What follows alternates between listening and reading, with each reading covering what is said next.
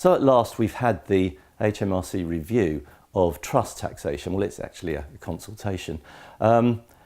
Actually, we've waited quite a long while for this, and what we have is something that isn't exactly earth-shattering, in my opinion.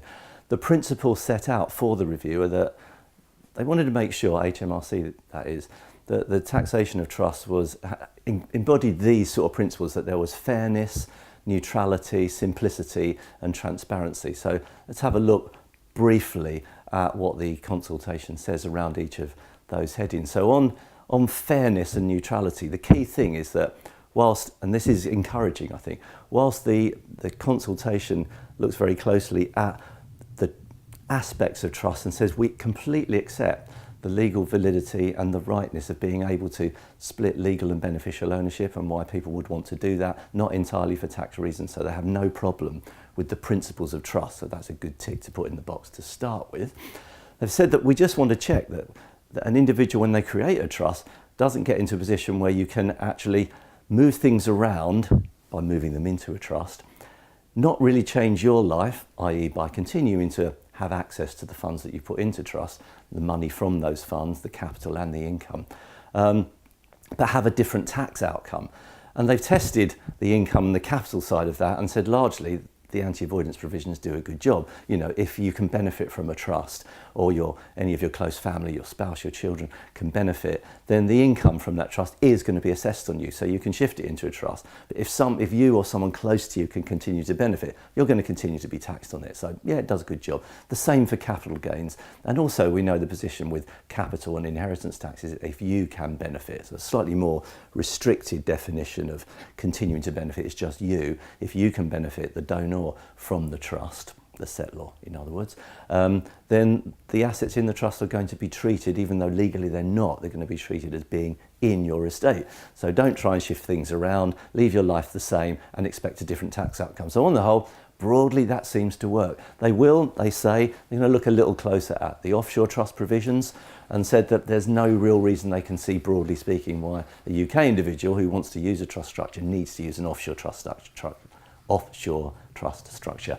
So they'll be looking at that and see whether the rules there do a decent enough job. On simplicity, the main area it seems that the consultation is focusing on are vulnerable beneficiary trusts, important trusts for vulnerable beneficiaries, and say that the provisions are probably too complex for what's really required, you know, for what the outcome should be. So a review of those. And when we get to neutrality, basically, and transparency, I should say, sorry, I want to just say that we want to be clear about what this trust is doing, who are the beneficiaries under the trust, who is the person that set the trust up, what is the reality of this trust. And they refer pretty much exclusively to the anti-money laundering provisions and say that as a result of the common reporting standards and the anti-money laundering provisions, there are already provisions in place and in train to ensure that the reality of the trust, who are the beneficiaries, is recorded. Under AML 4, I should say, you already have to, that each trust has to record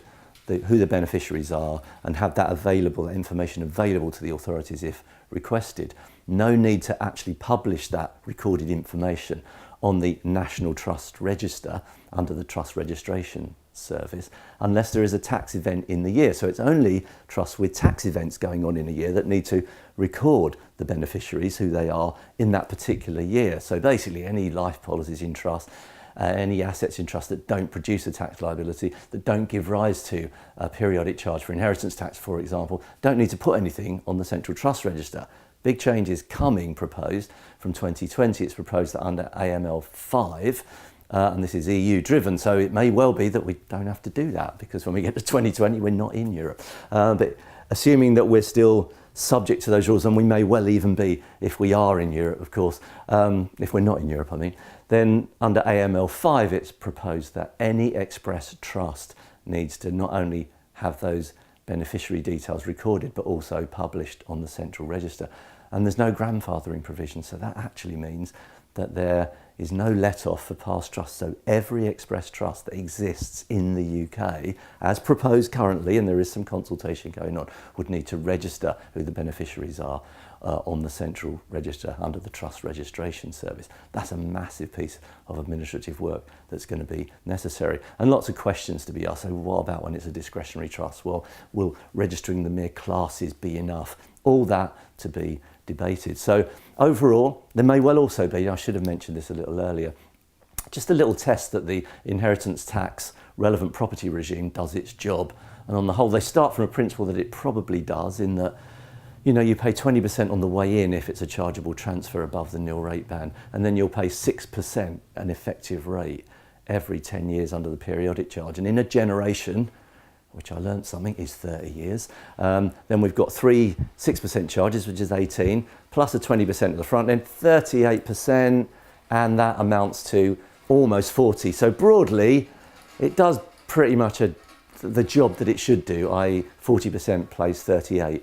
Just a bit of testing, and maybe to see if that regime, and I think it probably could be simplified a little.